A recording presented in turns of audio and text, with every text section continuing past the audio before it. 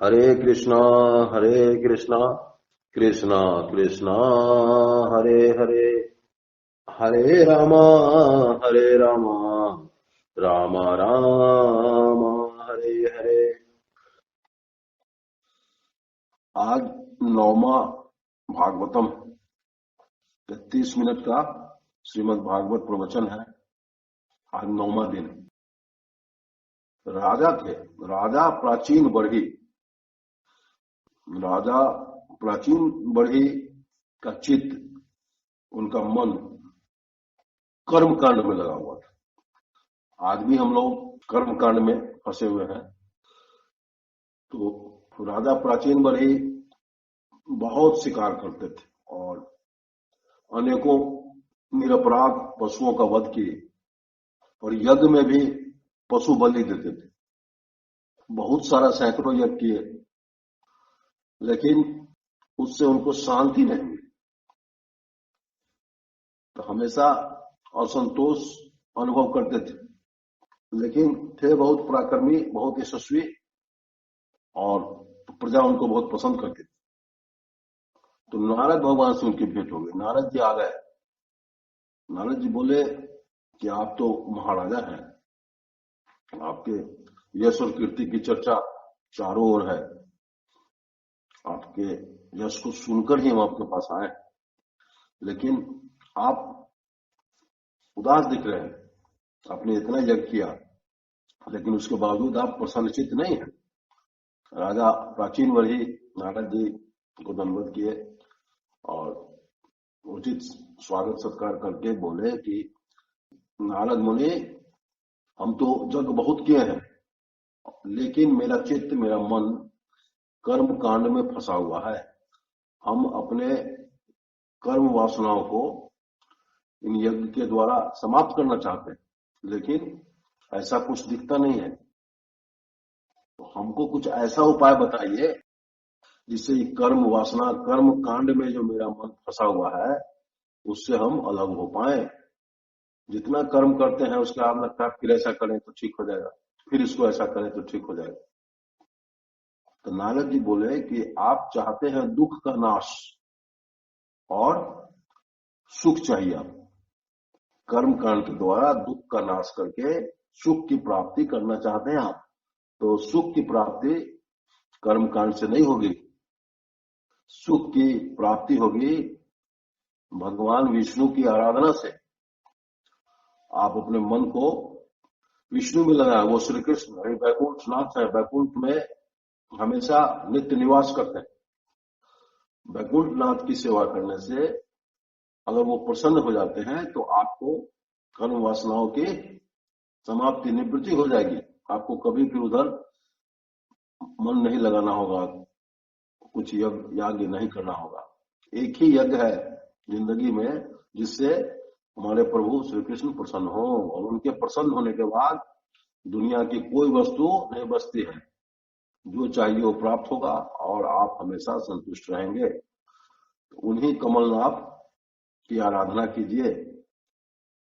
इस प्रकार नारद जी उनको उपदेश दे रहे थे और बोले कि इसके लिए आपको हम एक दृष्टांत बताते हैं। कर्मकांड क्या है, आदमी कैसे उबरता है उससे। तो महाप्रभु बताए हैं, उनके शिष्य लोग उनसे पूछे, महाप्रभु मेरा स्वरूप बताइए, हम कौन हैं। तो चैतन्य महाप्रभु बताए कि नित्य कृष्णदास, हम लोग नित्य माने हमेशा कृष्ण के दास हैं, मरने के बाद भी और जन्म लेने के बाद भी। लेकिन जैसे ही हम उनको भूलते हैं, ये दासपना हमारा दिमाग से चला जाता है, तो दुख की शुरुआत हो जाती है। तो अपने स्वरूप को पहचानना चाहिए। हमारा स्वरूप है कृष्ण का संग, कृष्ण का सामीप्य और उनकी सेवा। उस दासता को हम भूल जाते हैं।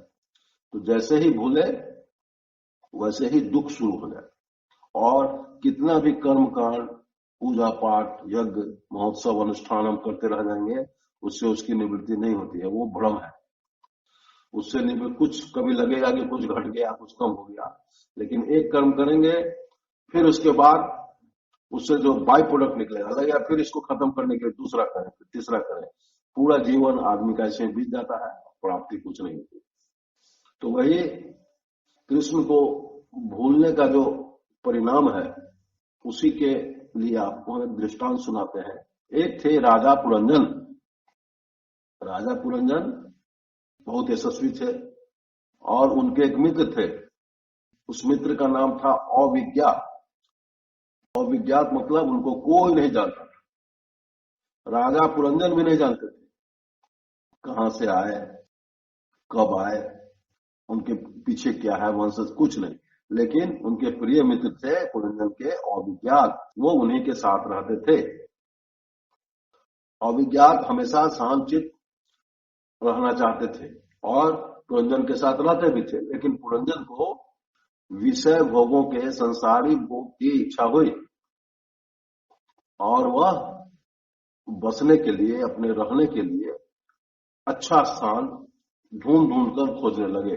चारों ओर वन, उपवन, पहाड़, अट्टालिका, मरुभूमि, जल, थल, चारों तरफ घूम घूम के अपने रहने योग जहां विषय भोग कर सके घूमने लगे, लेकिन कोई भी स्थान उसको पसंद नहीं आया।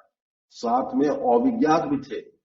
अविज्ञात की इच्छा नहीं थी ये विषय भोग में लिप्त हो, लेकिन वो कुछ जबरदस्ती नहीं कर सकते थे। साथ तो था ही, पुरंजन सब कुछ समझता था, इसलिए वो भी साथ रहते थे। लेकिन वो बताए कि विषय भोग के समय हम तुम्हारे पास नहीं रहेंगे, तुमको हमसे अलग होके संसारी विषय भोग भोगना होगा। लेकिन ये इतना विषय भोग के प्रति आसक्त था कि उसके बिना पुरंजन रहना नहीं चाहता था। तो कहीं पसंद नहीं आया, उसके बाद ये लोग हिमालय में गया। हिमालय के दक्षिण की ओर 9 द्वार का एक नगर देखा। बहुत अच्छी सजावट थी उसकी और सोना, चांदी, रत्न, आभूषण से भरा हुआ नगर था। चारों ओर वन, उपवन, सरोवर, झुंड के झुंड पक्षी कलरव कर रहे हैं। सरोवर में तरह तरह की मछलियां हैं, चकवे, बत्तख सब घूम रहे हैं। वृक्ष फूल और फल से लगा हुआ है, मंद मंद हवा चल रही है। पुरंजन को यह स्थान पसंद आया और उसने निश्चय किया कि यहां हम वास करेंगे, यहां रहेंगे। पुरंजन वन को देखने के लिए उसमें घूमने लगा। घूमते घूमते एक बहुत ही सुंदर स्त्री उसको दिखाई दी, बहुत कमसीन स्त्री। उसके साथ उसके 10 सेवक थे और हर सेवक जो थे वो 100 नायिकाओं का पति था। सब झुंड बना के चल रहे थे और 5 फन वाला एक सर्प उसका द्वारपाल था, वो आगे आगे चल रहा था। और यह किशोरी अपने योग वर ढूंढ रही थी। उसका नेत्र चंचल हो रहा था, वो चारों तरफ कुछ कुछ देख रही थी। राजा पुरंजन की दृष्टि उस स्त्री पर टिक गई और वो उसके निकट जाने का प्रयास करने लगा और अविज्ञात वहां से खिसकने लगे। विषय भोग में लिप्त हो गए तो हम साथ नहीं रहेंगे, वो अविज्ञात से अलग होने लगा पुरंजन। और उस स्त्री के पास गया, बोला, सुंदरी, आप इस वन में अकेली घूम रही है, अपने बारे में कुछ बताइए। किसकी पुत्री है, कहां से आई है, या राजकुमारी है आप, या देवी है? आपकी सुंदरता देख के हम बहुत आसक्त हो गए हैं, इसलिए आपके निकट आपका परिचय जानने आए। वो स्त्री बोली कि हमें इतना पता है कि हम इस वन में अभी हैं और भ्रमण कर रहे हैं। मेरे माता पिता, जन्म मरण, स्थान, जगह, कहां पैदा ली, कहां से आए, इसका कुछ मुझे पता नहीं। मैं इसी तरह अपनी स्वेच्छा से घूम रही हूं। मुझे आगे पीछे कुछ भी पता नहीं, कहां जाऊंगी कहां से आऊंगी। हाँ, ये बात है कि आप राजकुमार हैं और बहुत सुंदर, हमको बहुत सुंदर लगे हैं, मेरी नजर में आप बहुत अच्छे हैं, लेकिन मेरा कोई अता पता नहीं है। इस प्रकार दोनों एक दूसरे के पक्ष की बातें करने लगे। राजा पुरंजन बोले कि हमारी इच्छा है कि हम आपके साथ इस पुरी में रहें। आपका यह सर्प कौन है और ये सैनिक लोग कौन है? तो बोले सर्प ये हमेशा हमारे साथ 24 घंटा रहता है और जब हम सो जाते हैं तो यही हमारी रक्षा भी करता है। हम भी विषय भोग के लिए संसार बसाना चाहते हैं। आपको देखकर आसक्त हुए तो आपके पास आए। हम चाहते हैं कि आपके साथ यहाँ वास करें, अगर आपकी इच्छा हो तो। पुरंजनी, वो स्त्री बोली कि आप जैसे राजकुमार को कौन स्त्री पसंद नहीं करेगी? दुनिया की हर स्त्री आपके साथ रहना चाहेगी और हम भी रहना चाहेंगे, क्योंकि ये जितने भी बैरागी लोग हैं जो गृहस्थ से वानप्रस्थ चले जाते हैं, वे सब लोग बेवकूफ हैं। बैराग लेना तो बेमतलब का काम है, बैराग लेना ही नहीं चाहिए। मनुष्य जब जन्म लिया है तो संसार में आसक्त होकर विषय भोग करना चाहिए, परिवार बसाना चाहिए, और इस विषय भोग का सुख का बराबरी कुछ नहीं कर सकता। और जितने भी विरक्त लोग हैं वो सब बेचैन रहते हैं, वो हमेशा गृहस्थ सुख पाने के लिए बेचैन रहते हैं। इसलिए हम सोचते हैं कि गृहस्थ सुख, ये विषय सुख जो है सबसे उत्तम है, इससे अच्छा जीवन में कुछ नहीं है, भगवान ने या हमको दिया है भोगने के लिए। इसलिए हम आपके साथ रहकर विषय सुख भोगने के इच्छुक हैं। दोनों का विचार हुआ और वो पुरंजनी हो गई, पुरंजन के साथ रहने वाली पुरंजनी। अब वो क्या किए, साथ रहने लगे, गृहस्थ सुख भोगने लगे, जगह जगह विहार करने लगे। वो उनका जो महल था वो 9 द्वार का, 7 द्वार ऊपर था और 2 द्वार नीचे थे। तो गृहस्थ आश्रमी जो होते हैं सारा सुख भोग इन्हीं 9 द्वार से करते हैं। जब उनको किसी दूसरे देश जाना होता था, कहीं भ्रमण करना होता था, तो ऊपर के द्वार से जाते थे, और अंतपुर में जाना होता तो निचले द्वार से जाते थे। और जो जाते तो 2 नागरिक थे उस देश के, तो दोनों नागरिक अंधे थे, लेकिन ये राजा पुरंजन उन्हीं को लेकर, वो अंधे नागरिक को ही लेकर भ्रमण में घूमने जहां तहां जाते थे और संसार त्यागी को बेकार समझते थे। इस तरह वे 100 वर्ष तक भोग भोगे और प्रजा के साथ रहे। राजा पुरंजन की कीर्ति लोग गाने लगे, प्रजा खुश रहने लगी। गर्मी के समय आता तो सरोवर में जल क्रीड़ा करते, जब घूमने का समय होता तो वो अंधे नागरिक के साथ घूमने निकल जाते, जब अंतपुर में जाना होता तो अंतपुर चले जाते। और राजा में खूबी क्या थी कि रानी के पक्के भक्त, पुरंजनी जो हो गए तो पुरंजनी के पक्के भक्त थे, शुद्ध गृहस्थी चलाने वाले। कैसे भक्त थे? रानी जो भी करती, माने पुरंजनी जो भी करती, राजा वही सब करते थे। जैसे खाना खाती ये भी खाने लगे, पुरंजनी सो जाती तो ये भी सो जाते, पुरंजनी दौड़ती तो ये भी दौड़ने लगती, वो खड़ी हो जाती तो भी खड़े हो जाते, वो बैठ जाती तो भी बैठ जाती, कभी हंसने लगती तो पुरंजन भी हंसने लगते, कभी वो रोने लगती तो ये भी रोने लगते। तो इस प्रकार जो काम वो करती वही काम पुरंजन भी करते। इस प्रकार वे मदारी जिस प्रकार बंदर को नचाता है, उसी तरह मदारी का बंदर बनके पुरंजनी के साथ रहने लगे। उसकी सुंदरता इनको बहुत अच्छी लगती थी, लेकिन ये तो राजा थे, इनको शिकार खेलने का व्यसन था। एक दिन पुरंजन अकेले ही धनुष्मान लेकर शिकार खेलने चले बिना पूछे। जंगल में खरगोश, सुअर, भैंस, नील गाय, शाही, कृष्णमृग, बहुत से जानवर को मार दिया।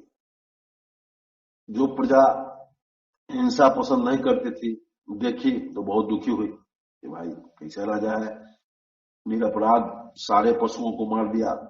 और आज रानी इनके साथ शिकार में नहीं थी, तो बहुत जल्दी थक गए और दुखी भी हुए कि भाई रानी नहीं है, पुरंजनी को छोड़ के आए हैं।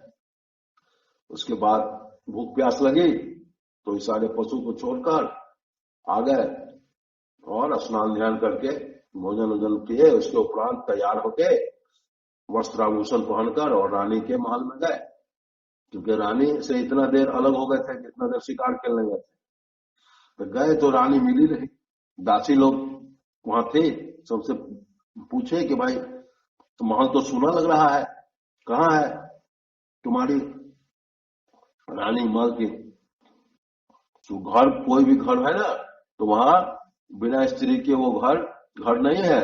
वहां एक माँ हो या कोई स्त्री हो, उसके बगैर घर नहीं रहता है। बताओ कहाँ है? तो दासी लोग इशारा कर दी।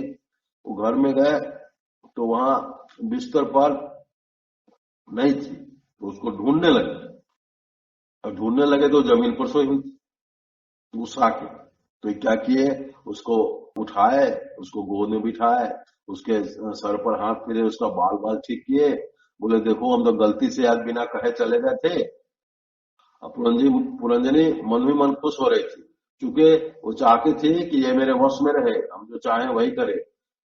चले गए थे, अब कभी ऐसी गलती नहीं होगी। तुम खुश हो, तुम नहीं मुस्कुराती हो तो अच्छी नहीं लगती हो, तुम मुस्कुरा दो, चलो हम लोग विहार करें।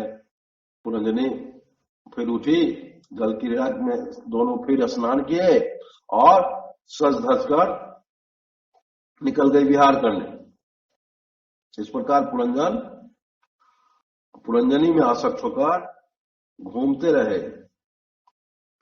रानी उन्हें पूरी तरह वश में कर रखी थी। अब बिहार में गए, उसका घूमने लगे, अपना गृहस्थी बसाए और 100 वर्ष बीत गए। और जवानी कैसे बीती? आधे क्षण की तरह उनकी जवानी बीत गई। पुरंजनी को 1100 पुत्र हुआ और 110 पुत्री।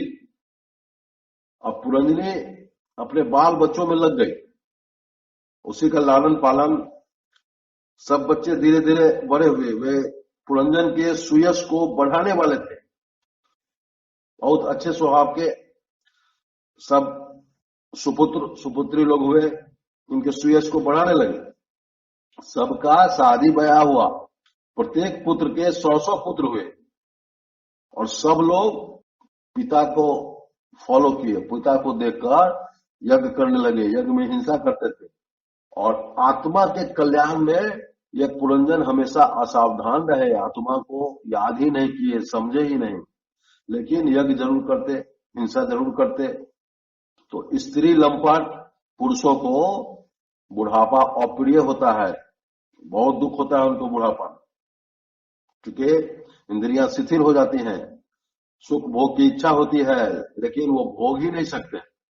पुरंजन का भी समय जवानी बीत गई आधे क्षण के मुताबिक, और ये वृद्धावस्था में प्रवेश कर गए।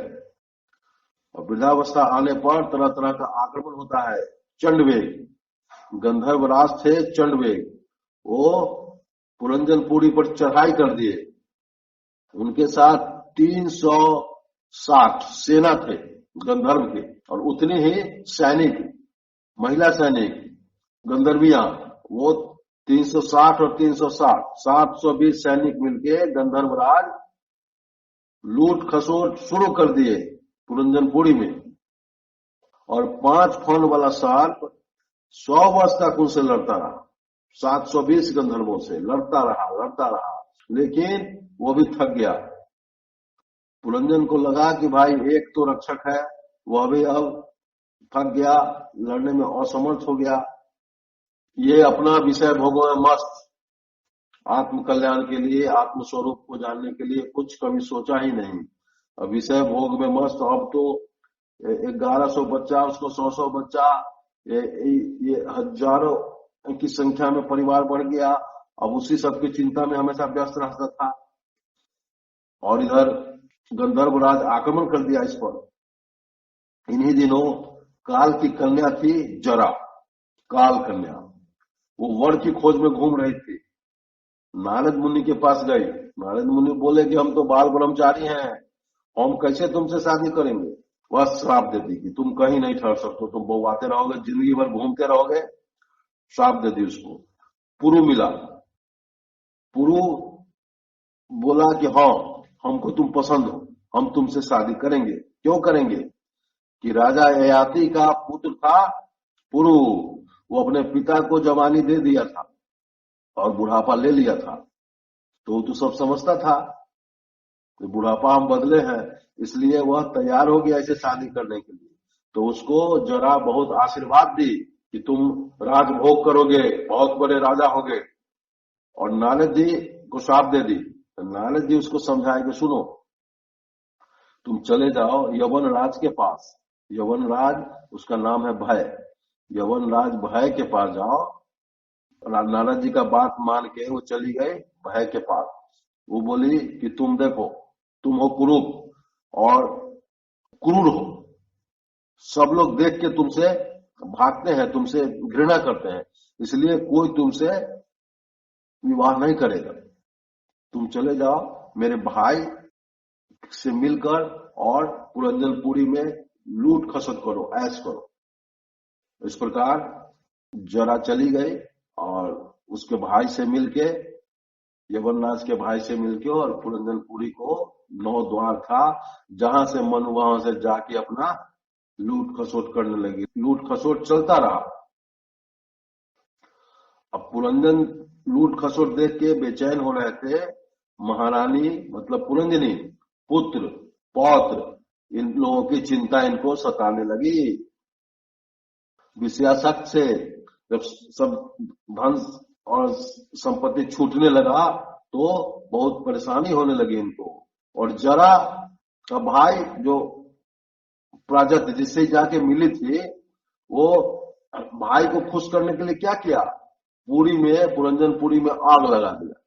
जब आग लगा तो पुरंजन को नहीं चाहते हुए ही भागना पड़ा, छोड़कर भागना पड़ा, और बाद में उसकी मृत्यु हो गई। कहते हैं, ऐसी धारणा है कि मृत्यु के समय जो इच्छा होती है अगला जन्म उसी में होता है, उसी योनि में। तो इसकी हमेशा पुरंजन की इच्छा लगी हुई थी पुरंजनी को खुश करने में। पुरंजनी ही उसके दिल दिमाग में बसी हुई थी। इसलिए मरने के बाद पुरंजन अगले जन्म में क्या बना, विदर्भ राज की बेटी बन गया। विदर्भ राज की पुत्री में पुरंजन का जन्म हुआ। ये बड़ी हुई तो विदर्भ राज क्या किए, बहुत बड़ा स्वयंवर किए। उस स्वयंवर में मलय ध्वज, मलय के राजा थे, उससे इसकी शादी हो गई। फिर मलय ध्वज को एक श्याम लोचना कन्या हुई और 7 पुत्र हुए। मलय ध्वज ने पुत्री की शादी अगस्त ऋषि से की। अगस्त ऋषि से श्याम लोचना कन्या की शादी हो गई और सारे पुत्र अलग अलग राजा हो गए। मलय ध्वज ने 7 भाग में अपने राज को बांट दिया और 7 बेटा राजा हो गए। उसके बाद तब तक मलय ध्वज, राजा मलय ध्वज बुजुर्ग हो गए थे और वो चले गए पर्वत पर, मलय पर्वत पर चले गए। वहां गर्मी, धूप, वर्षा, जाड़ा सब में बाहर खुले में रहकर कृष्ण जी की तपस्या करने लगे, कृष्ण की आराधना करने लगे। विदर्भी जो थी, विदर्भ राज की पुत्री, वो पतिव्रता थी, वो भी साथ चली गई। मलय ध्वज आसन में बैठकर, पद्मासन में वो तपस्या करते थे और खुले में, और उनकी पत्नी विदर्भी उनकी सेवा में लगी रहती थी। तो कुछ समय बाद, मतलब वर्षों बाद, वर्ष किए और तब उन शरीर छोड़ के चले गए मलय ध्वज।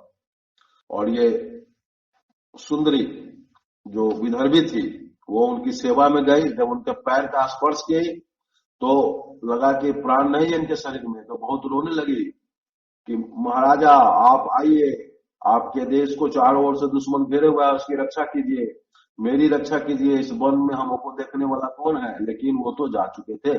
बहुत विलाप करने लगी। वो उनकी लकड़ी जुटाकर उनके सैया सजाए और उसमें आग लगा दी। फिर तैयारी कर रहे थे कि अब हम भी इसमें कूद कर सती हो जाएंगे। जब वो उसमें जाने की सोच रही थी, इच्छा कर रही थी, तो उस समय उसका एक पुराना मित्र आ गया, उस विदर्भी का पुराना मित्र, और बोला कि विदर्भी क्या सोच रही हो, इसमें जा रही हो, हमको पहचानती हो, मेरा नाम है अविज्ञात, हम तुम्हारे मित्र हैं। वो उसको कुछ याद नहीं आ रहा था, तो वो बोला कि हम लोग बहुत पुराने मित्र हैं, तुम सती मत हो। अविज्ञात बोला कि मित्र तुम सती मत हो, तुम अपने पीछे को याद करो, पीछे के जन्म को याद करो। न राजा मलय की रानी हो, न विदर्भ की पुत्री हो, तुम न तो राजा मलय ध्वज की रानी हो, न विदर्भ की पुत्री हो। इसके पहले तुम पुरंजनी सुंदरी के पति थे, तो न तुम पुरंजन हो, ना तुम पुरुष हो और न स्त्री हो। अविज्ञात मैं हूं श्री कृष्ण, मैं हूं भगवान, मैं आत्मा हूं। तो तुमको इसके पहले के जन्म में जाना होगा, वहां हम लोग राजहंस थे। अपने स्वरूप को याद करो, आत्मा और परमात्मा को याद करो। मैं परमात्मा और तुम मेरी आत्मा, और हम दोनों राजहंस थे, दोनों न स्त्री थे न पुरुष थे, हम लोग साथ साथ घूमा करते थे, न कोई घर था न कोई गृहस्थी थी। इस प्रकार पुरंजनी को, उस विदर्भी को सब कुछ याद आ गया। अब यह कथा नारद जी समझाते हैं, प्राचीन वर्ही सुनो। इसी प्रकार मनुष्य का जीवन बीत जाता है और कुछ प्राप्त नहीं होता है। कर्मकांड फंसने से कुछ नहीं होने वाला है। नारद जी पुरंजन की कथा का तात्पर्य सुना रहे हैं। पुरंजन कौन? स्वयं जी, हम और तुम सारे लोग पुरंजन हैं। अविज्ञात कौन? वो मेरे श्री कृष्ण, वही अविज्ञात है, वही परमात्मा है और आत्मा रूप में हम में निवास करते हैं। जीव आत्मा है और अविज्ञात परमात्मा है, जिसे जाना नहीं जाता है। परमात्मा को जानना बहुत मुश्किल है, लेकिन वो मेरे अंदर है। आत्मा अंश है और परमात्मा श्री कृष्ण है। श्री कृष्ण का अंश ही आत्मा है। जिस क्षण जीव श्री कृष्ण को भूला, उसी क्षण से दुख आ गया और दुख उसके साथ चला रह जाता है। जब तक श्री कृष्ण को फिर याद नहीं करेगा, दुख की निवृत्ति नहीं होगी। पुरंजन नामक जीव को विषय सुख ने अपनी ओर खींच लिया। विषय सुख मतलब सुख दुख का मजा जो लेना चाहता है, वो कृष्ण को भूल जाता है। और पुरंजनी कौन? वो माया, भगवान की माया ही पुरंजनी है। 9 द्वार का नगर है, आंख नाक कान मुंह 7 हो गए, और नीचे मलमूत्र द्वार 2 द्वार 9, यही महल है मनुष्य का शरीर। पुरंजन विषय सुख में विलीन हो गया, श्री कृष्ण को भूल गया, दुर्दशा हुई। रेलवे में लिखा रहता है, सतर्कता गई दुर्घटना हुई, बहुत जगह लिखा रहेगा।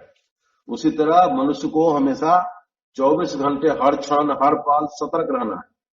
देखने में, सुनने में, बात करने में, चलने में, सोने में, जागने में, हर जगह सतर्क रहना है और अपने आप को बचाना है। सतर्कता गई दुर्घटना हुई। प्राण उदान अपान, ये सब मिलकर प्राण वायु जो है, वे ही 5 फन वाला सर्प है, जो शरीर की रक्षा हमेशा करते रहते हैं। और अविद्या क्या है? वही सुंदर स्त्री, अविद्या। इसी के कारण इंद्रियों द्वारा विषय भोग किया जाता है। देह गेह में मैं, मेरेपन और इंद्रियों की वृत्तियां जो है, इसकी सखियां हैं, बहुत सारी सखी, वृत्ति तरह तरह के, कभी कुछ सोचेंगे, कभी कुछ करेंगे, कभी कुछ सोचेंगे। इस प्रकार इंद्रियां लोगों को तंग करती रहती है, उससे हमेशा सतर्क रहने की जरूरत है।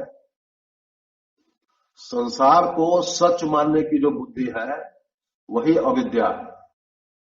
संसार को सच मानना ही, संसार एक सपना है, सपना में हम जग गए तो सपना टूट गया, झूठा हो गया। उसी तरह संसार में जब हम जग गए, जब हमको ज्ञान हो गया, तो संसार भी झूठा लगने लगता है। दो अंधे पुरुष जिसके सहारे वो जाता था पुरंजन, वो क्या है? वो हाथ और पांव है। वो हाथ पांव ही दो अंधे पुरुष है। चंडवेग गंधर्वराज थे जिसके द्वारा काल का ज्ञान होता है। कौन सा काल? बुढ़ापा। 360 सैनिक हैं, वो कौन है? रात है। और 360 स्त्री सैनिक, वो भी दिन है। तो दिन और रात मिलकर वो लूटते रहते हैं हमारे आयु को, हर क्षण को लूटते हैं।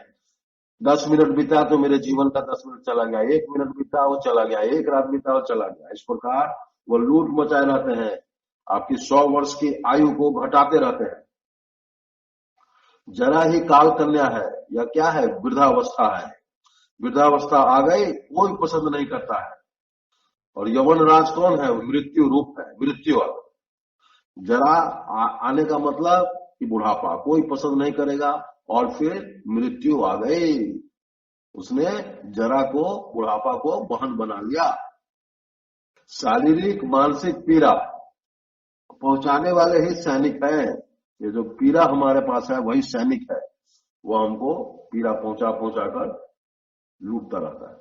पीड़ा देकर शीघ्र ही मृत्यु के लिए ले जाने वाला ठंडा और गर्मी ही प्रज्वार भाई है। इस प्रकार जीव, मनुष्य सुख दुख को भोगता हुआ 100 वर्षों तक शरीर में रहता है।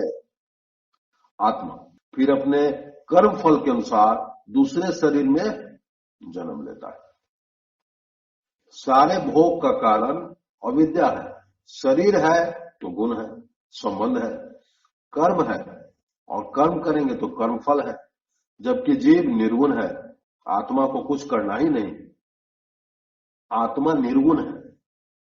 शरीर और मन के फेरा में पड़ा रहता है। जब शरीर मन के साथ है तो शरीर और मन जो करता है, लगता है कि आत्मा भी वही कर रहा है। जैसे कार और ड्राइवर का उदाहरण है। ड्राइवर को लोग समझता है कि कार इसी का है, यही चलाएगा, यही उसका मेंटेनेंस करेगा, कहां पहुंचना है यही जानता है, कहां से लौटना है यही जानता है। लेकिन ड्राइवर जैसे ही कार से अलग हुआ तो वो अपने घर चला आया, उसको कार से कोई मतलब नहीं, फिर वो अपने परिवार में लग गया। इसी तरह आत्मा और शरीर का भासता है कि आत्मा उसी में लिप्त है। तो इस कर्म बंधन से छूटने का उपाय, एकमात्र उपाय है भगवान वासुदेव में एकाग्र भक्ति, एकनिष्ठ भक्ति। भगवत गुणों को पढ़ना, उनको सुनना, भगवत के गुणों का मनन करना और साधु संग करना। भक्ति चाहिए, वैराग और समर्पण चाहिए। मेरा शरीर में आसक्ति नहीं होनी चाहिए। कर्म क्या है? जिससे हरि, जिससे हमारे भगवान श्री कृष्ण प्रसन्न हो, वही कर्म है। और विद्या क्या है? विद्या जिससे चित्त भगवान में लगे, वही विद्या है। जिससे चित्त भगवान में लग जाए वही विद्या माना गया। तो नारद जी एक दृष्टांत देते हैं कि एक हरिण और हरिणी का जोड़ा है। एक हरिण और हरिणी का जोड़ा है, हरी हरी घास है, बहुत मस्ती से वो लोग चल रहा है। और सामने झाड़ी में छिपा एक शेर है जो उसको खाने के लिए तैयार है। और पीछे एक व्याधा है शिकारी जो उसको मारने के लिए तैयार है। और ये दोनों सबसे निश्चिंत हरी हरी घास चर के, दोनों हरिण और हरिणी अपने विशेष सुख का आनंद ले रहा है। वहां भौरे गुंजार कर रहे हैं, मंद मंद हवा चल रही है, ये लोग आनंद में मस्त है। और शिकारी तीर चला दिया, लेकिन हरिण को पता नहीं है कि मेरे पीछे का शिकारी देख चला दिया है। और नारद जी कहते हैं कि प्राचीन वही यही अवस्था हम मनुष्यों की है, वो हरिण नहीं हम है, मनुष्य ही वह है। मनुष्य की यही स्थिति है, एक तरफ शेर उसका शिकार करने के लिए घात लगाया हुआ है और दूसरी ओर शिकारी तीर छोड़ चुका है।